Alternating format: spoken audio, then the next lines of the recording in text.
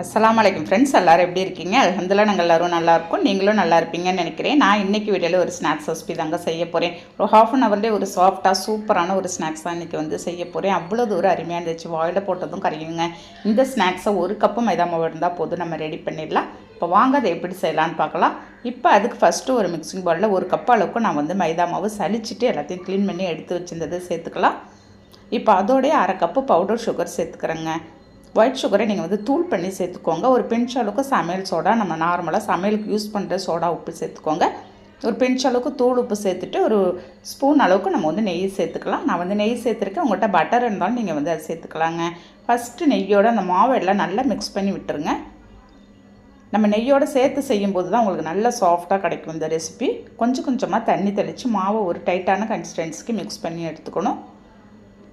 மாவு கொஞ்சம் டைட்டாக இருந்ததாங்க உங்களுக்கு வந்து நல்லா வரும். நம்ம அதேமாரி வளட்டுறதுக்கும் உங்களுக்கு கரெக்டான ஒரு கன்சிஸ்டன்சிக்கு வரும்.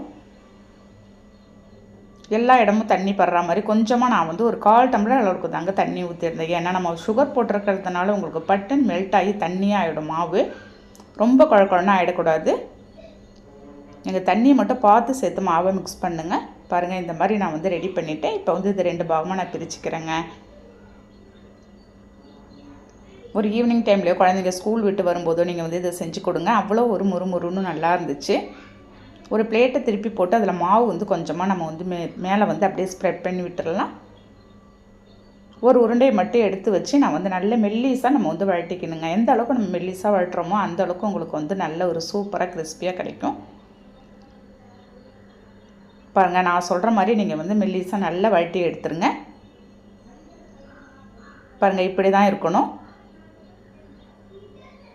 இப்போ இதை அப்படியே எடுத்து அதே பிளேட்டில் சேர்த்து வச்சு ஒரு பாட்டில் மூடி இல்லாட்டி உங்கள்கிட்ட எந்த மூடி இருந்தாலும் சரி தான், இந்த மாதிரி ஒரு ரவுண்ட் ஷேப் நீங்கள் வந்து பண்ணிக்க வேண்டியது தான்.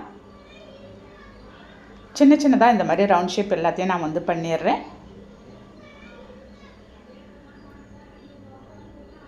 டெய்லி ஒரு ஸ்நாக்ஸ் ரெசிபி செய்யும்போது இந்த மாதிரி ஒரு சிம்பிளாகவே நம்ம மாவு இருந்தாலே போதுங்க, ரெடி பண்ணிடலாம். இப்போ ஒரு ரவுண்டை மட்டும் எடுத்து இந்த மாதிரி 2 பக்கமும் நீங்கள் வந்து ஜாயின் பண்ணி விட்டுருங்க. லேசாக கையால் ப்ரெஸ் பண்ணி விட்டால் ப்ரெஸ் ஆகிடும்.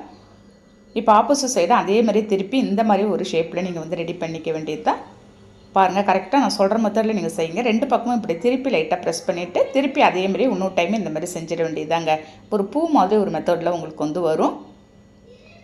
இதே மாதிரி எல்லாத்தையும் நம்ம வந்து ரெடி பண்ணுற வேண்டியது தாங்க.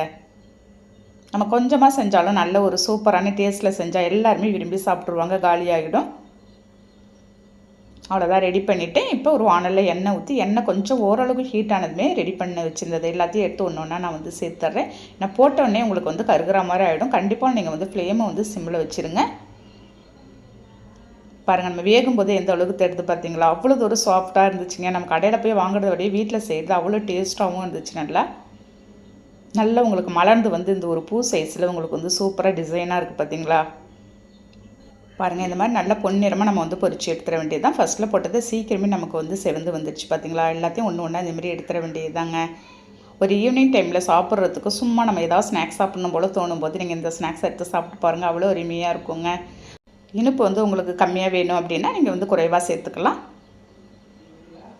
பாருங்கள், இந்த அளவுக்கு உங்களுக்கு வந்து ப்ரௌனாக ஆகிற வரைக்கும் வேக வச்சு எடுத்தால் தாங்க நல்லாயிருக்கும். நிறைய இந்த மாதிரி ஸ்நாக்ஸ் ரெசிபிலாம் நம்ம சேனலில் ஏற்கனவே நிறைய ஈவினிங் ஸ்நாக்ஸ் ரெசிபி பிள்ளைங்க சாப்பிட்ற மாதிரி நான் நிறைய அப்லோட் பண்ணியிருக்கேன். இதுமாதிரி செகண்ட் பேட்சும் போட்டு எடுத்துட வேண்டியதாங்க.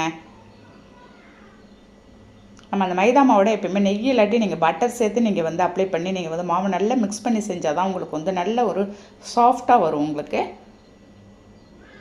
அவ்வளோதான், நம்ம எடுத்து சாப்பிட்டு பார்க்கலாம் டேஸ்ட் எப்படி இருக்குன்னு.